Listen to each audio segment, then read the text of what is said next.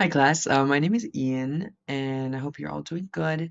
Today, we're going to be talking about how culture influences communication and behavior within the United States, specifically United States context culture. We're going to be using Edward Hall's context theory and Gerd Hofstede's cultural dimensions. So, to start, culture just shapes how people communicate, how we interact, and how we overall understand the world and each other. Understanding cultural differences helps us communicate more effectively and avoid misunderstandings. So I'll begin by explaining Edward Hall's low context communication theory, and then I will explain four of Hofstede's cultural dimensions. So for my presentation, we're going to be hitting individualism, power distance, uncertainty avoidance, and indulgence. And then to finish this all up, we are going to connect these ideas to a classic reading from an open MIT source courseware, and that's going to be by Jeremy Bentham. So to start, we have to understand context and what it is, because we have a high and low context. So Edward Hall's communication theory explains how people communicate based on their culture. Hall essentially divided these into a high and low context culture. In the United States, is considered a very low context culture. This means communication is direct, it's clear, and explicit. We say what we mean and we mean what we say. People usually say exactly what they mean rather than relying on indirect hints or their implied meanings. Basically, we don't really use nonverbal cues. And according to Michigan State University, low context culture emphasizes direct communication. This reflects American communication because people are expected to clearly express their thoughts, their opinions, and their expectations of each other, friends, and family. We're very direct, no matter what the situation is. Like I personally experienced this in school, like where professors give me clear instructions and students aren't always encouraged to ask questions. We're very just, it's very black and white when it comes to communication and between one another. This direct communication style helps us prevent misunderstandings and it really reflects deeper cultural values within the United States.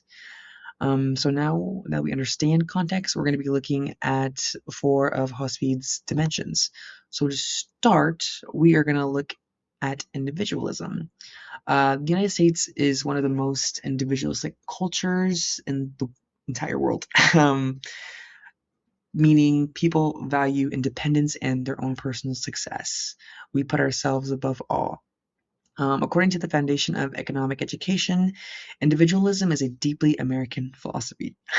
This means that Americans are encouraged to focus on their personal goals and their achievements. We set our minds to what we want to do. We are our own person. Friends and family should not influence what we do and who we are. We are our own person. We are our own mind.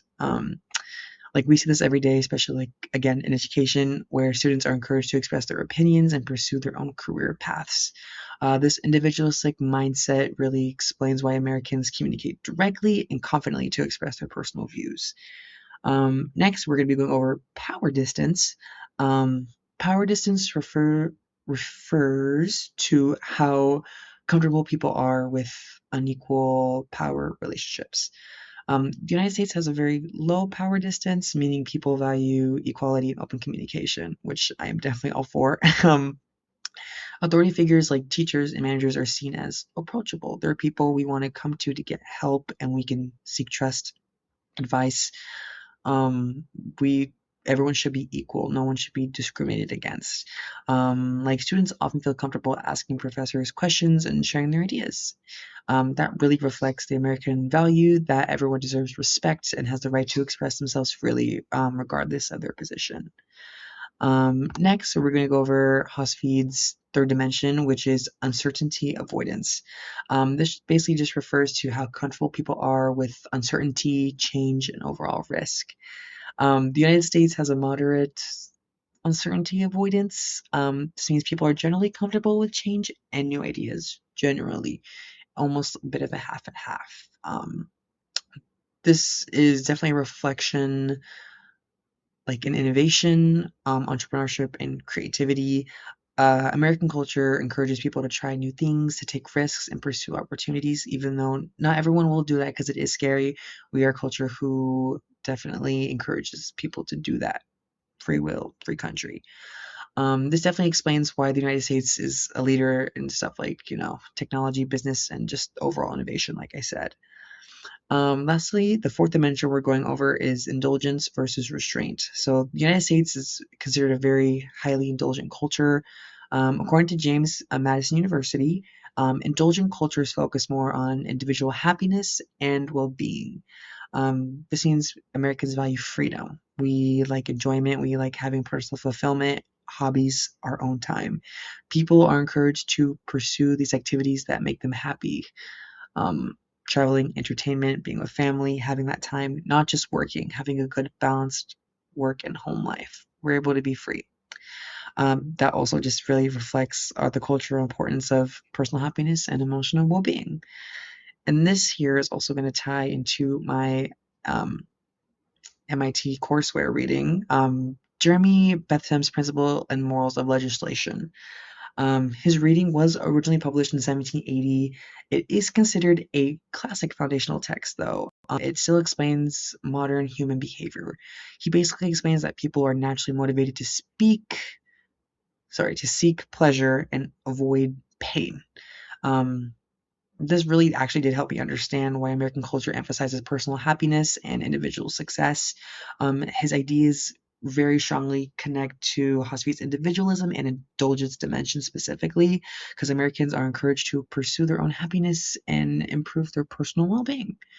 Um, Overall, Edward Hall's context theory and Hosfie's cultural dimensions help explain American communication and their cultural values. Hall's theory explains that the United States is a low context culture, meaning communication is direct and explicit. Hosfie's dimensions explain that cultural reasons behind the communication style. The United States reflects strong individualism, meaning people obviously value their independence. It reflects our low power distance because people value quality and open communication.